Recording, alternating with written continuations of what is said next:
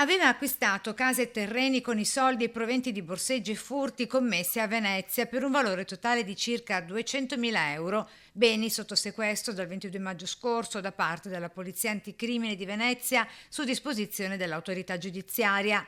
La ladra, una giovane donna, è stata inoltre sottoposta alla misura della sorveglianza speciale con durata di 1 anno e 6 mesi, sorveglianza che prevede la non frequentazione di soggetti pregiudicati, la ricerca di un'occupazione stabile con il rispetto degli orari di permanenza nella propria abitazione. Le indagini hanno dimostrato come i soldi utilizzati per l'acquisto dell'immobile e del terreno fossero il frutto di una lunga serie di reati contro il patrimonio e compiuti a partire dal 2017.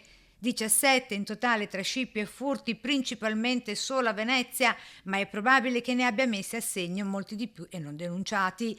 Tra i modus operandi della borseggiatrice, la famosa tecnica dell'abbraccio e altri stratagemmi per derubare le vittime di oggetti e orologi di lusso. Una parte delle azioni criminali sarebbero avvenute all'interno dei negozi. In alcuni casi la borseggiatrice avrebbe anche minacciato le persone presenti per indurle a non testimoniare contro di lei.